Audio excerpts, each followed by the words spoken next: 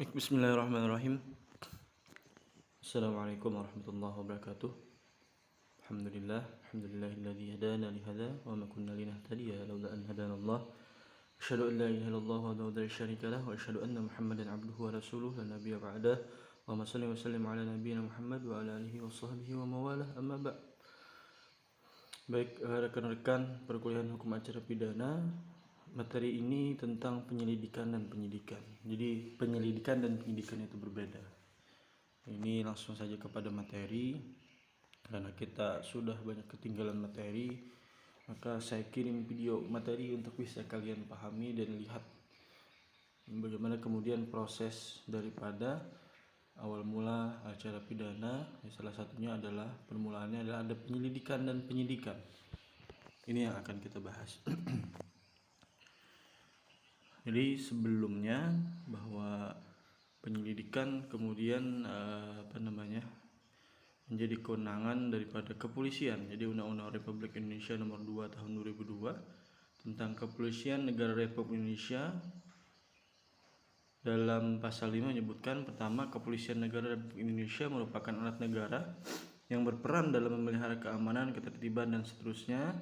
Kemudian kepolisian juga melaksanakan perannya yang merupakan satu kesatuan. Salah satu fungsi dari kepolisian adalah memelihara keamanan, ketertiban masyarakat, menegakkan hukum dan memberikan perlindungan, pengayoman dan pelayanan kepada masyarakat ya. Jadi kemudian ini penyelidikan dan penyidikan ini menjadi kewenangan daripada kepolisian seperti itu. Nah, dalam pasal 1 angka 5 KUHAP disebutkan penyelidikan adalah serangkaian tindakan penyelidik untuk mencari dan menemukan suatu peristiwa yang diduga. Jadi yang digarisbawahi adalah ada kata diduga, masih diduga ya, sebagai tindak pidana guna menentukan dapat atau tidaknya dilakukan penyidikan menurut cara yang diatur dalam undang-undang. Jadi setelah penyelidikan masih diduga, tapi kemudian jika ditemukan maka nanti berubah menjadi penyidikan.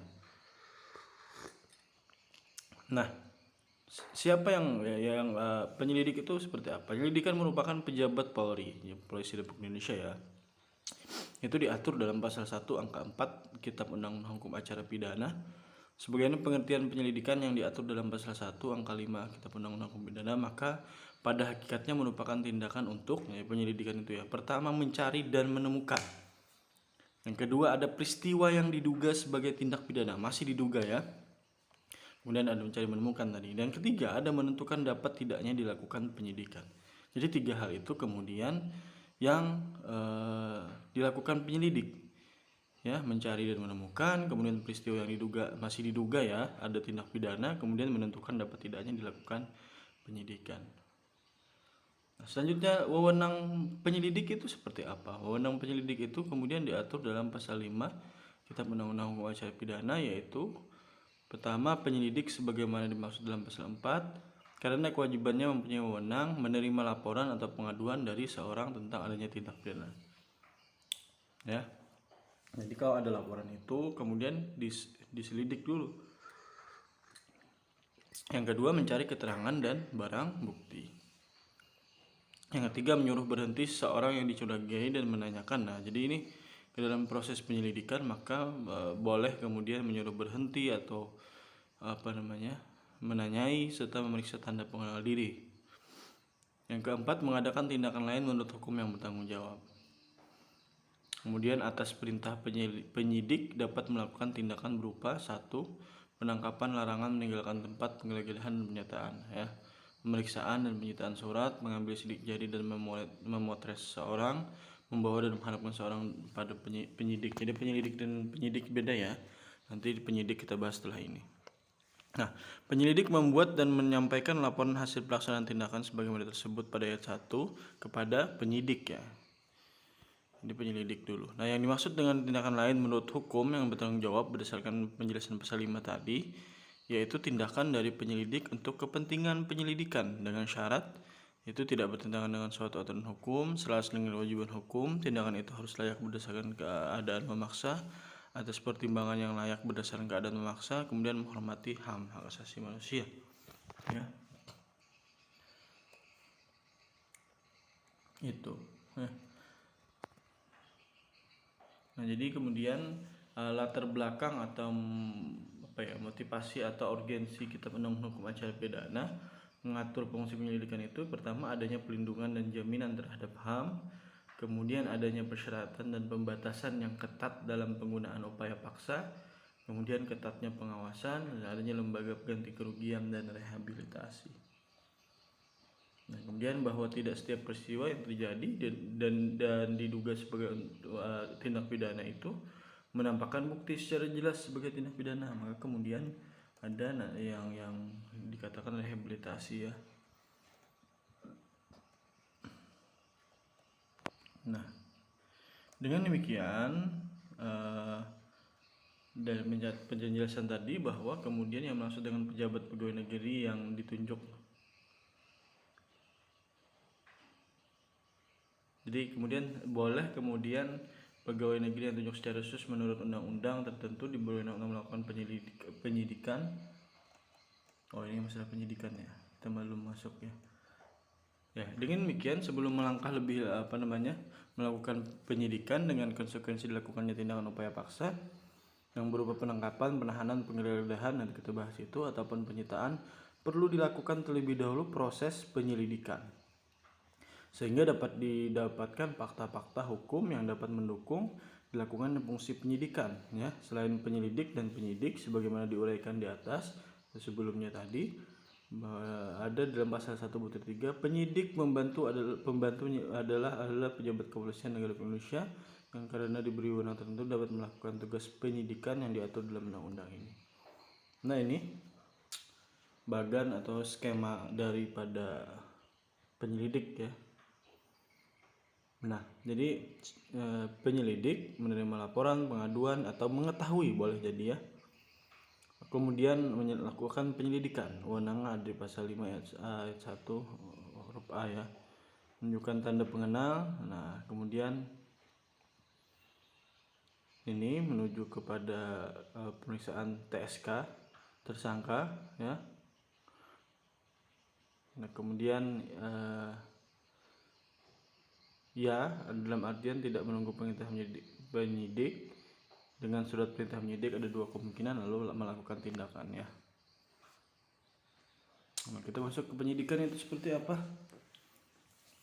Nah, pengertian penyidikan dari pasal 1 angka 2 KUHP disebutkan penyidikan adalah serangkaian tindakan penyidik dalam hal dan menurut cara yang diatur dalam undang-undang ini untuk mencari serta mengumpulkan bukti. Jadi ini sudah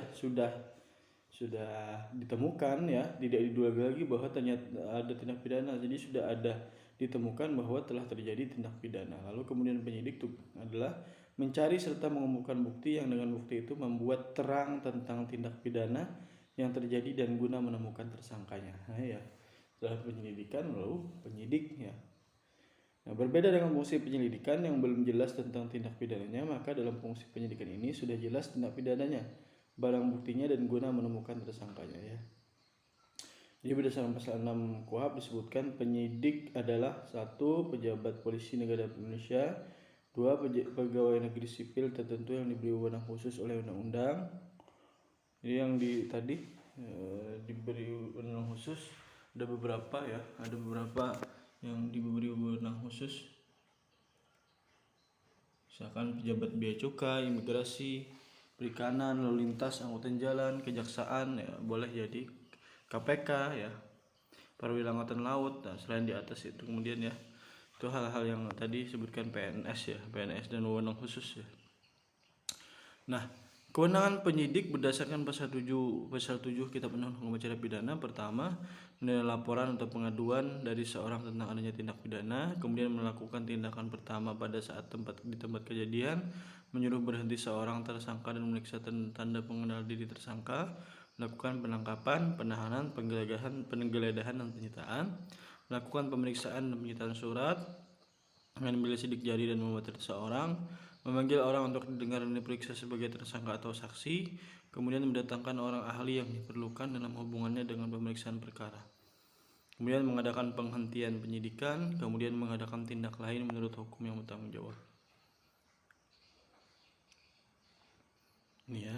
Nah, merujuk pada pasal 1 angka 2 Kitab Undang-Undang Acara Pidana, yang maka fungsi penyidikan adalah 1. Mencari dan mengumpulkan bukti. 2. Terang tindak pidana yang terjadi, menemukan tersangkanya.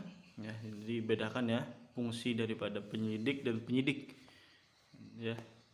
Secara konkret, penyidikan adalah dalam rangka untuk mendapatkan keterangan. Pertama, tindak pidana apa yang dilakukan. Ya, hal ini erat hubungannya dengan asas legalitas. Yang kedua, kapan tindak pidana itu dilakukan. Ini dengan tempus delicti ya. Kemudian di mana tindak pidana itu dilakukan, locus delicti. Kemudian dengan apa tindak pidana itu dilakukan, instrumental delicti. Bagaimana tindak pidana itu dilakukan, hal ini untuk mendapat informasi terkait modus ya. Kemudian mengapa tindak pidana itu dilakukan, kemudian siapa pelakunya. Pertanyaan-pertanyaan itu harus dijawab ya oleh penyidik, harus ditemukan. Ini secara skematis penyidik ya, penyidikan meneruskan ke penuntut umum, tidak meneruskan menghentikan. Jadi boleh jadi kalau penyidik sudah ada dua kemungkinan, meneruskan kepada penuntut umum atau tidak meneruskan, menghentikan, bukan ya, dengan alasan-alasan. Pertama, bukan merupakan tindak pidana. Kemudian yang kedua, tidak cukup bukti. Kemudian dihentikan demi hukum oleh karena nebis idem, tersangka mati, kadaluarsa dan lain-lainnya. Itu demikian tentang penyelidikan dan penyidikan. Semoga bisa dipahami dan semoga bisa dikaji lebih mendalam ya untuk teman-teman. Baik, semoga bermanfaat dan membawa kebaikan. Subhanakallahumma bihamdika asyhadu an la ilaha illa anta astaghfiruka wa atubu ilaik. Assalamualaikum warahmatullahi wabarakatuh.